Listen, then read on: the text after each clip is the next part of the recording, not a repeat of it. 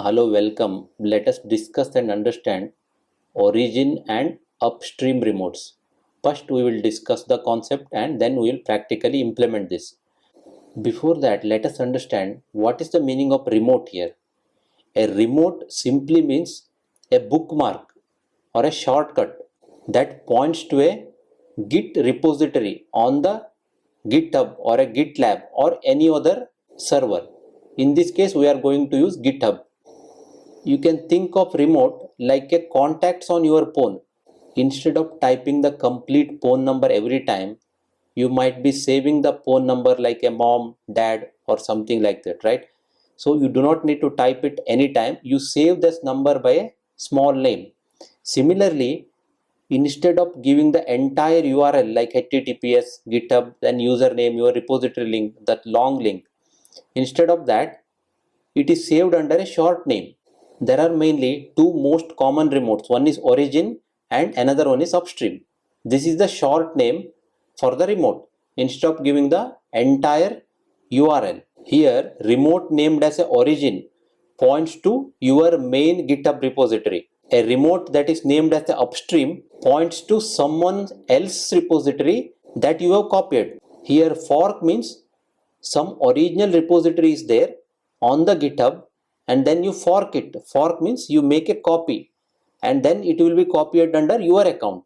Whatever the change you make, it will make change only here for your own origin, not at the upstream. Generally for open source kind of projects, this kind of structure is followed so that your change is not going to affect the main project. It is only going to affect your own repository, and you need to raise the pull request, and then owner of this repository will verify your changes and merge the change. Whenever you make a change, it is not going to be directly updated in the main repository, that is upstream. This is for the safety reason.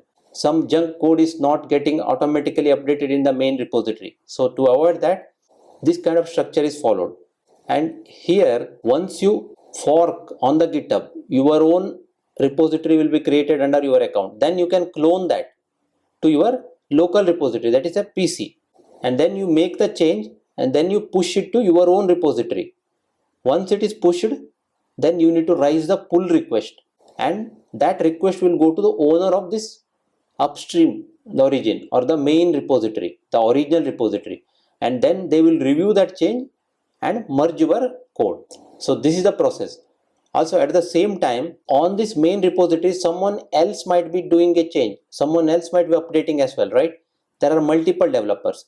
In that case, if you want to directly get the change from this original repository into your local PC, then you can use this command git fetch upstream.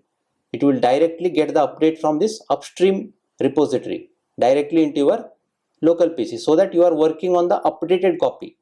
You work on the updated copy and then you push it here. Then your change will be reviewed and it will be merged with the original repository.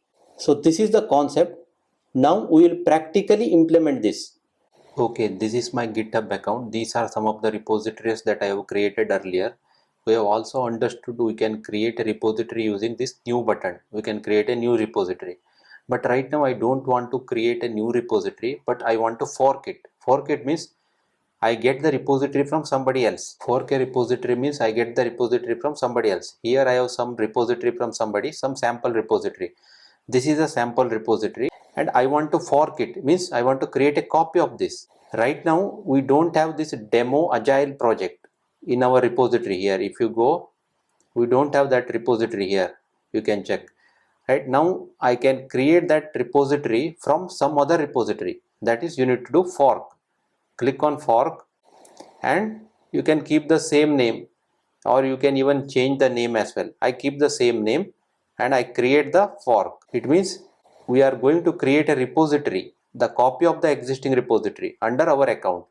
You can see it is forked from this particular user. It is visible here. This is a forked repository.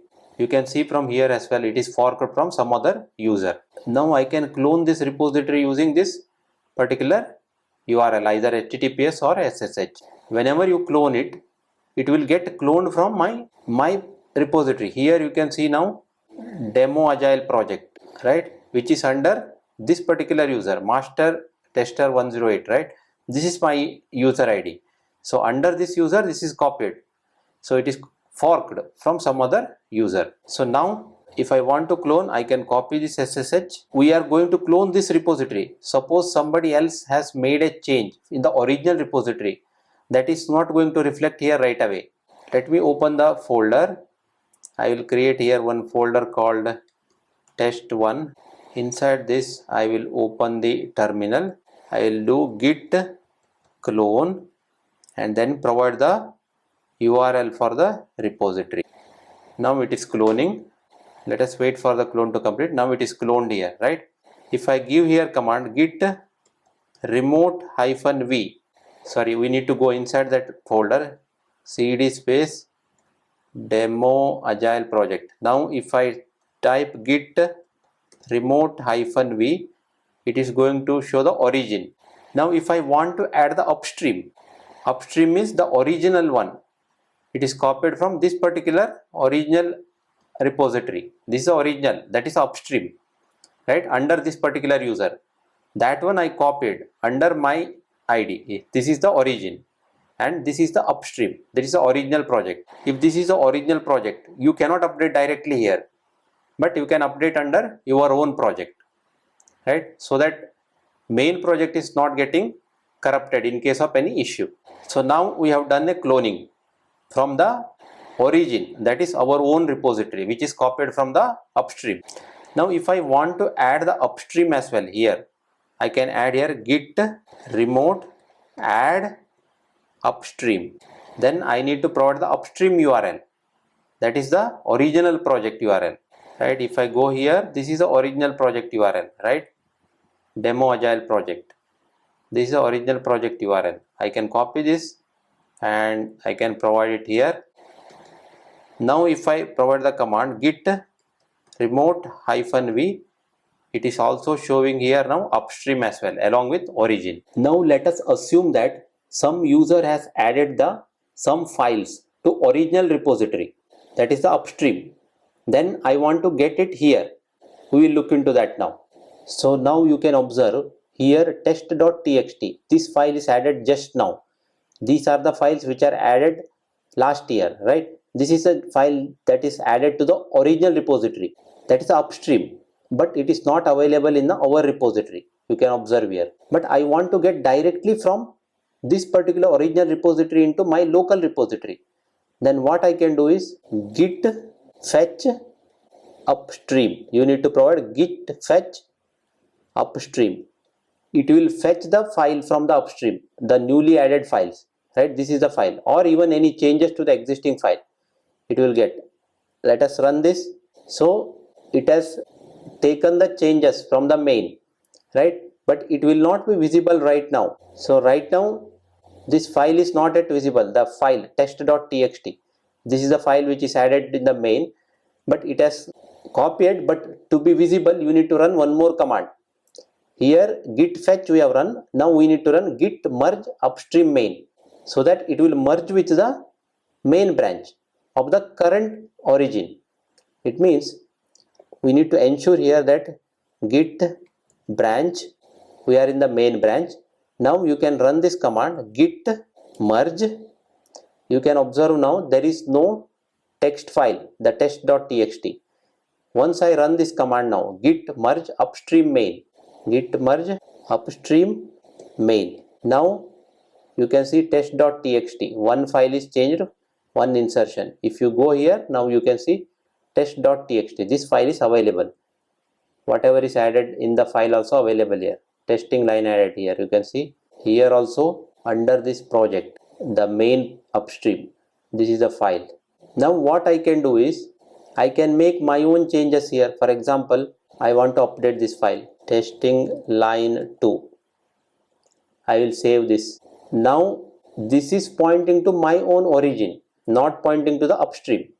So now what I can do is I open here. Okay, this is the one, git status. So one modified file is there. I can say git add test.txt. Then commit, git commit -m updated test.txt. Some meaningful comment you can provide, then enter. Now you need to push the change. Now if you observe currently in your forked repository, that is your origin, there is no test.txt file, right? Once you push, it should be available.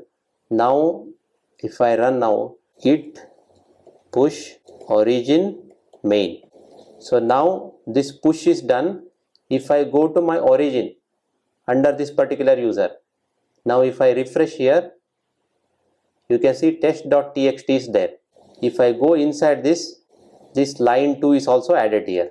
Now what I have done here is I have got the file from this to my own repository, and then I got into my local, I made the changes and I pushed it to this particular repository, my own repository. Now you need to raise a pull request to merge with the original repository. Go to this project demo agile, then pull request, then click on new pull request. Here it is telling there is a difference, right? And from this master, this user, this is the origin, and then this is the base, that is upstream. It will, I am raising a request to update my changes to the main repository. It will show able to merge as well. Here you can see if any conflict is there or not, right? So basically you see the arrow mark here. I have made the changes in my own repository, and this is the upstream repository.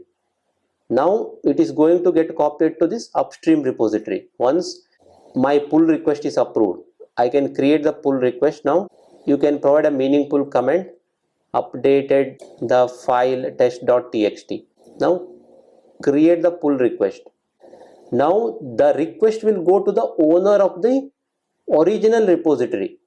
That owner need to approve so that your changes will be reflected in the main repository, that is upstream. Now once the pull request is raised by the user who updated it, the repository owner, the original upstream repository owner got the pull request here. You can observe here.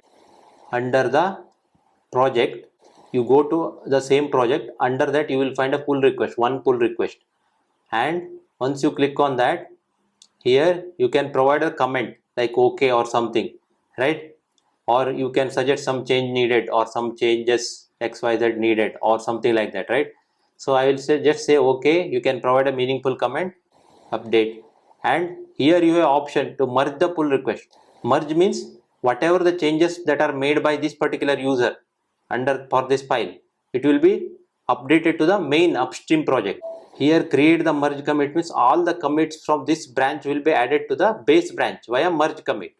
There are other options as well, we will discuss that later, but right now most preferred option is this one, create a merge commit.